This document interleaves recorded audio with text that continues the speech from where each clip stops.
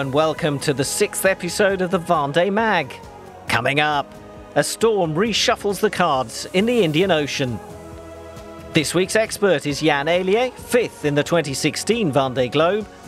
And we catch up with social media content creator Jules Le Court. With his passion for the Vendée Globe, his number of followers has shot up, especially on TikTok.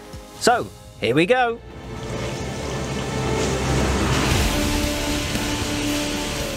Gosh!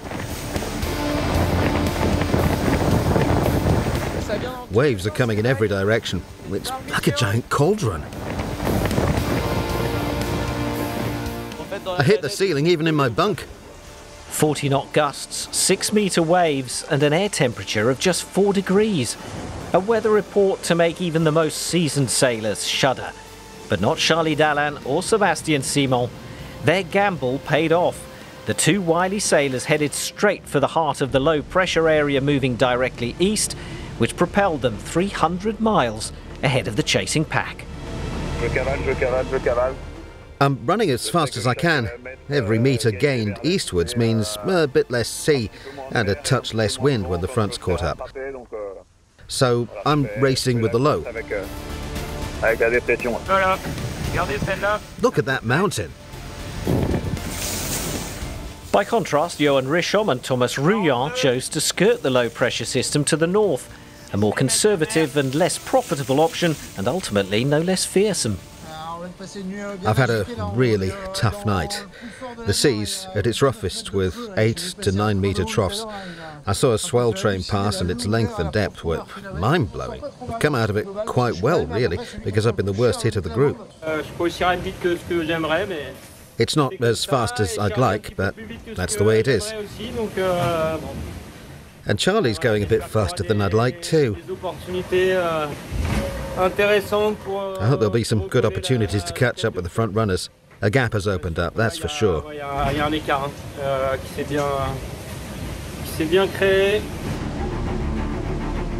At dawn on day 26, the signal sent by the second part of the fleet left no room for doubt. They were sailing more than 1,500 miles to the west, and they too were in the clutches of a solid low-pressure area whilst rounding the Cape of Good Hope. One contender didn't emerge unscathed. In the early afternoon, race management received a call from the IMOCA Bureau Valet. Louis Burton reported serious mechanical damage to his rigging. The skipper from St Malo, 3rd in the last Vendée Globe, was forced to retire from the race. I'm devastated, but I've decided to retire from the Vendée Globe. I've weighed up all the pros and cons, and I've come to this decision. I'm sure it's the right one.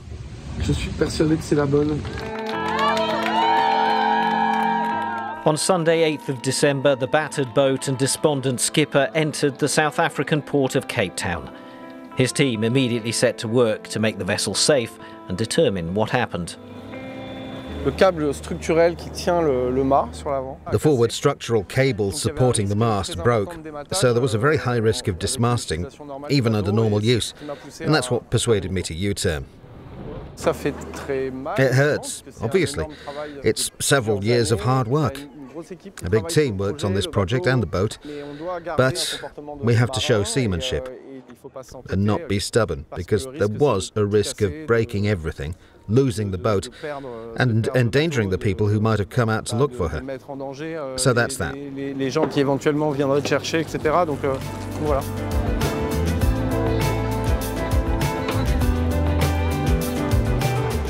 I've got some serious damage. I've just broken 3 battens in an accidental jibe in the front. Damn! The Indian Ocean is a dream catcher, and it can quickly turn into a nightmare. Damn it! There's a 50-knot wind coming. I've got to bring down the mainsail and fix these damn battens. 3 of them. Hope I've got enough stuff to fix them. Damn it! I was adjusting my foil and something broke in the foil ram bracket. Damn it! There's never a right time for a problem, but it came just as I was accelerating to 20 knots. So now I've had to slow right down and try and limit the damage, so there are no further problems.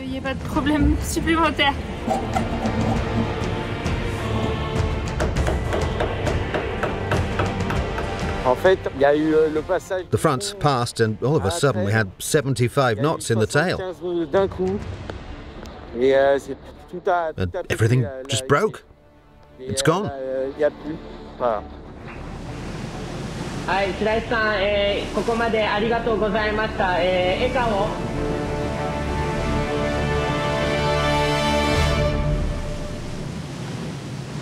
Il y a une vague qui a éclaté, enfin qui a fissuré.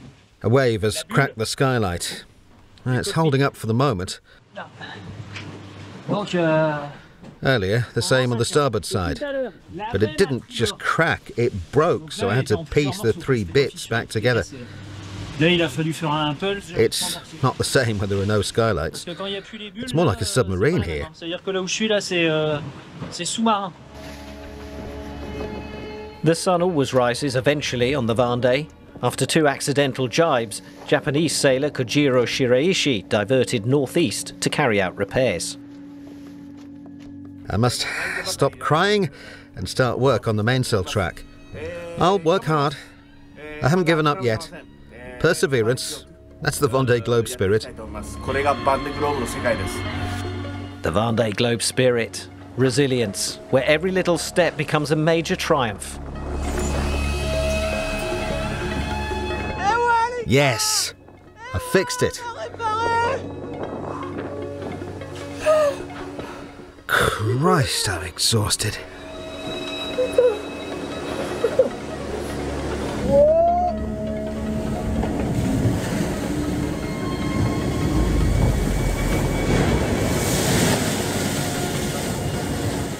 I Chinese jibed, which means my boat veered completely and heeled. It was really hard to get her back, but she's fine. Nothing's broken, and I can carry on. I'm looking after myself and my boat. The sea is wonderfully blue. You can't really see the sea state.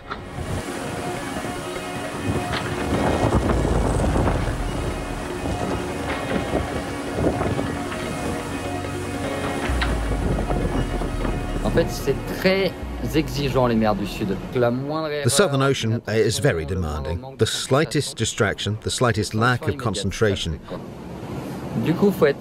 and immediately you'll be punished. You need to be fully focused all the time. You need to have slept well, and so on. And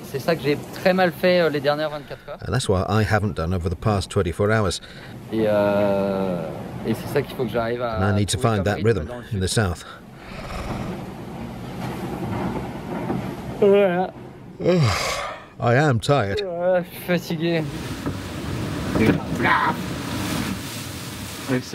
At the head of the Dagobord contingent, King Jean was flying in the Southern Ocean. That's my personal best. 32 knots in the Southern Ocean. That's not bad at all. So we've averaged 22 knots over 24 hours. That's quite awesome. Wrap up warm, we're heading back eastwards. The middle of the fleet approached the Kerguelen Islands, the last bit of land in view for quite some time.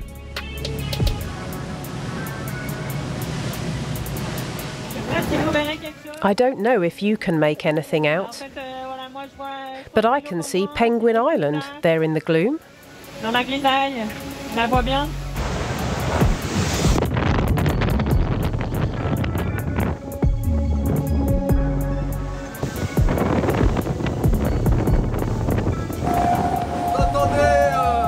You hear the foils whistling all the time. That's why I sometimes put a headset on. It's calmed down a bit the last 5 minutes. It does you good to get out. It's been some time since I enjoyed a little ray of sunshine like that. Behind the low, the chase after leader Charlie Dalin resumed. Thomas Rouillant, Johan Rischom attempted to claw back their deficit. 300 miles separated them from Massif Santerre-Prévoyance. He made the right choice. We made our minds up at roughly the same time. I thought his strategy was a bit too risky, but it's turned out in his favour. Well played. There, The conditions have been wonderful since this morning. The swell is in the right direction, and it's quite tidy. We have the right angle too. We're sailing very fast.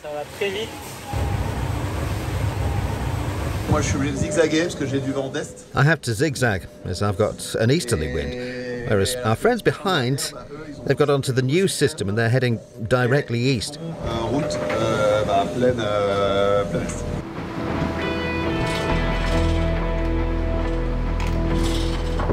No one yet knew, but Sébastien Simon, who'd been running a perfect race and was flying in second place, had suffered serious damage to his Amoca.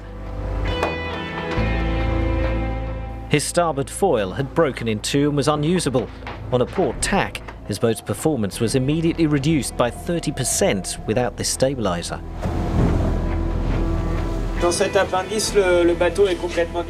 The boat is completely different without this appendage. It provided power and kept her flat. Well,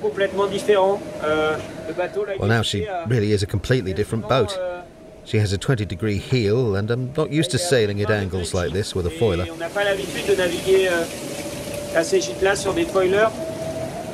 Well, that's the way it is.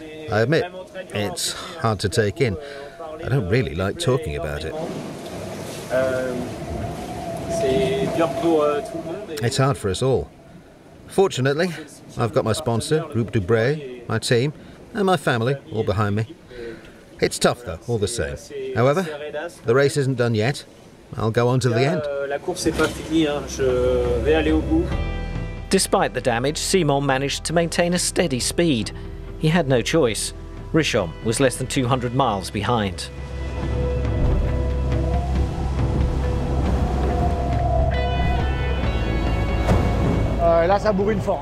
There's a steady 35 to 40 knots, 36 on average I'd say. I'm ploughing on because I'm trying to head south to avoid jibing later. I'm trying to surf with this strong wind towards the ice zone. I'm a bit closer to the leaders who are having to jibe. Thomas isn't far behind. This is going to slam hard. The boat's surviving well. It's amazing how the boat comes out every time. Charlie Dallan, who'd been setting the pace for 8 days, reached the second cape of this Vendée Globe, and with disconcerting ease, the Massif Santé Prévoyance skipper wiped 15 hours off Michel Desjoyeau's record set in 2008 for the Cape of Good Hope to Cape Lewin section. Ça y est, c'est fait. Cap Lewin, franchi. That's it. I'm first around Cape Lewin. Yes. I was having a nap actually when I crossed the longitude. I'm under Australia now. Cool. Un super tronçon indien. A super Indian Ocean section that went rather well. Bien passé là. I'm really happy to round this second iconic cape of the Vendée Globe in the lead. That's great. Vendée Globe en tête. Trop bien, trop bien, trop bien. All eyes were focused on the calm Pacific Ocean, but a good stretch of the Indian Ocean still lay ahead, and at that moment it felt like a war zone. We're being tossed about. It's hard to eat, care for myself and look after the boat. I still have a few jobs to do, but it's moving too much. 21 Imocas, more than half the fleet, are still in its midst, each keenly preparing for battle. My little hairbrush. I'm not sure it will do much good, but I'll give it a go. Qu'est-ce que vous en dites?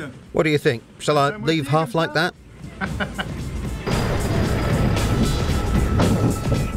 Sébastien Marseille has even put up his own round-the-world tent. There's a camping feel to the boat and life aboard.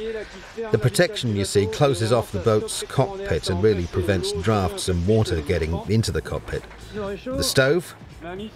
The aim is to inflate my new Southern Ocean mattress. It'll keep me nice and warm in my bunk. Now, all I need to do is go to bed and get some sleep, which I'll do quite soon. As the leaders prepared to enter the Pacific, our thoughts turned to the Hungarian sailor Szabolcs Juarez on his boat New Europe. He was still in the South Atlantic, the backmarker of the 38 IMOCAs still racing. He's expected to round the Cape of Good Hope in just over a week. Let's hope for his sake that the roaring 40s won't roar too ferociously.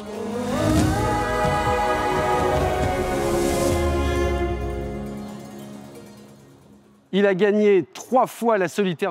delighted to be here with Yann Eliès, a three-time Solitaire du Figaro and Transat Jacques Vabre champion and two-time Vendée Globe racer. Hi, Yann.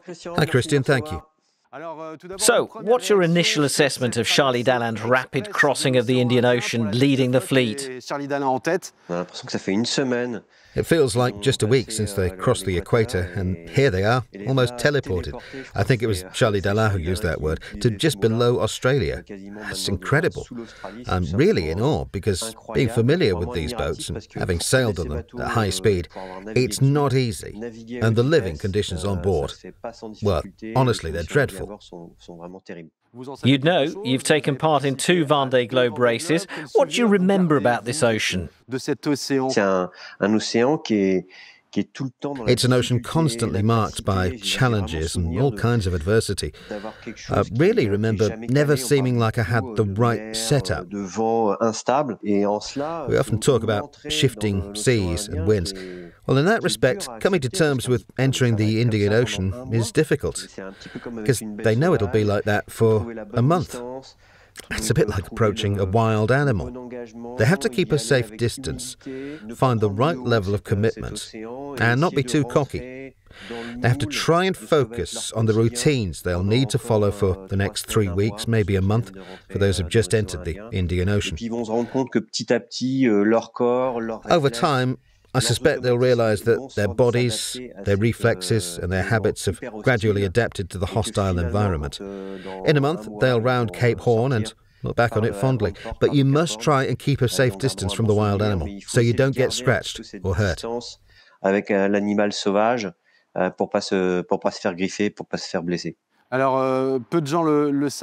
not many people know this, but you were the substitute skipper for Johan Richomme on Paprec Arkea. What does it mean to be a substitute skipper in a Vendée Globe? It means that the organisation is offering all racers and projects the chance to change skipper right at the last minute, even 10 days after the start. And so, to be eligible, you have to meet the same selection criteria for the project as the skipper. And that means that to qualify, you must log a certain number of nautical miles. And have the right qualifications too, including all the medical training. Now, I'd also say it's important to feel capable of sailing these new foiling boats. I was to be a substitute on a boat that can now hope to win, and had to be capable of sailing it well and standing in for the skipper. But that's the job I was given, and I was ready. I was keen as mustard. So with regard to Johan, can you walk us through his performance? What amazes me is how fresh he is. When I see the videos, he's still in good shape after a month or so of racing. A few days ago, I think Charlie Dallin's masterstroke in the low-pressure system near the Kerguelen Islands slightly affected him. It was something of a defining moment, like a set point in tennis.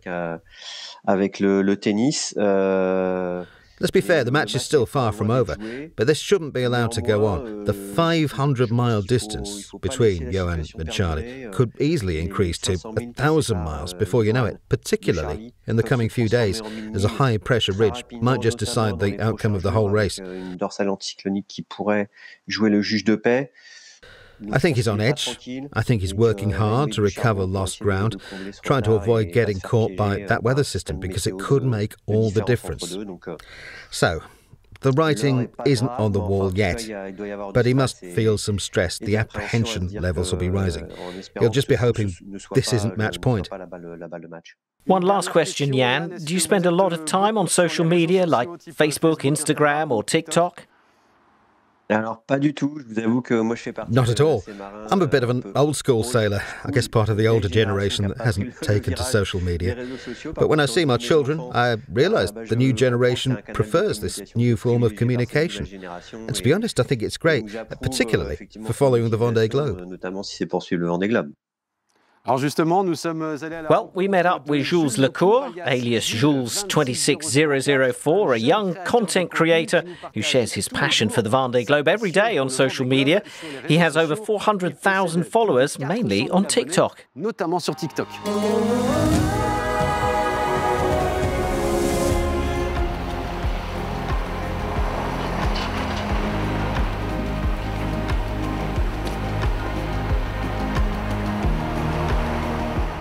I'm Jules Le Court. I'm 20 and I create content on YouTube, Instagram and TikTok.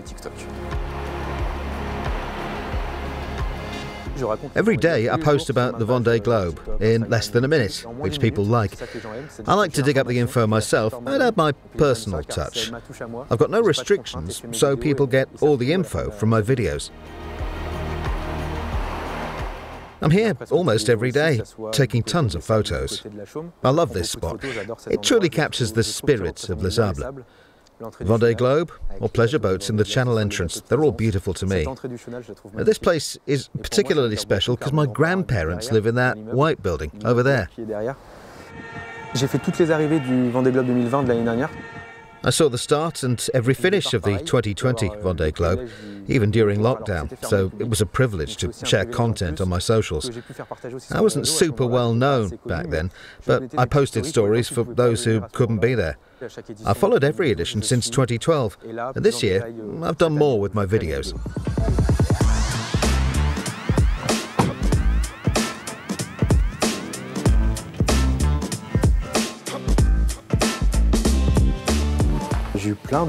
I've got tons of cool things. I even got the stamps of each skipper issued by the French Post Office.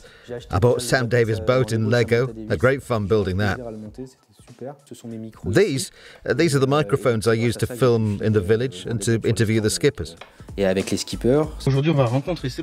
Sébastien Simon will take us around his 2024 Vendée Globe in Mocha. I'm Sébastien Simon, I'm 34, I'm from Les Sables, and I'm the skipper of Groupe de Broye in the Vendée Globe. And here are newspaper articles about me. It's an honour for my parents and my family. It's strange to see your name in the papers. It's an achievement and a source of pride.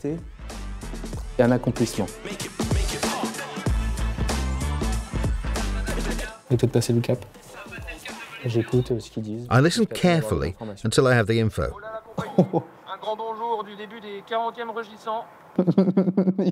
I love him. That's Boris Herman, speaking English. Sometimes I don't understand. My video must stay under a minute, packed with essential information. Big damage to Lazare. Kajiro has a mainsail problem. I'll say that. It's crazy what the boats endure. Watching videos of the swell and the waves, it's like, whoa, it's mind-blowing. Here Samantha is, completely alone, in the middle of the Indian Ocean. When I see them out there solo, I know I could never do it, but their courage and their passion amaze me. When they talk about their experiences, you can feel it's their whole life. It's what they love. That's what's so inspiring. I love it. Et donc là, je sais de quoi je vais parler. Par contre, il faut que je sache de quoi je vais parler en premier pour attirer. I need a strong opening to grab attention. The leaders are Dalin, Simon, Richaume. No need to jot that down. I've got it covered. Donc ça, du coup, j'ai pas besoin de l'écrire, je le sais. 3 buttons are broken. Cassé. Je prends mon micro. I'll grab my mic and record my voice. I put it in front, like this, and film with my screen in front. It's better with the light on. Bonjour à tous, on se retrouve aujourd'hui. Hi everyone, here are the latest Vendée Globe updates for the 6th of December. Leading the rankings, first Charlie Dalin, Massif, second Sébastien Simon, Groupe de Broye, and third Johan Richaume, Paprec Archaea. Là, j'ai déjà fait mon classement. My ranking's finished, all done, no need to redo it. I've edited out my breathing. And now, let's talk about the skippers. Damage for Tanguy Le Turquet and Groupe Lazare, 3 mainsail battens broken. I'm just downloading it. I download everything onto my phone. Who cares about that bit? I'm cutting it. the bit at the end too. Then I'll add the video of Tanguy doing the repairs. I usually stumble on Dennis Van Weenberg. Got it. The timing's right because I worked it out. Have a great weekend. So that's it for Friday. It's a minute, well, 1 minute, 1 second. 1 minute 01. Là, on est presque à un mois. We're nearly a month in, and I'm still as hooked as ever. My audience, well, it's pretty young, mostly 18 to 25, and the idea really is to introduce the Vendée Globe to newcomers. I'm not trying to make them love it, just spark their interest. Qui s'intéressent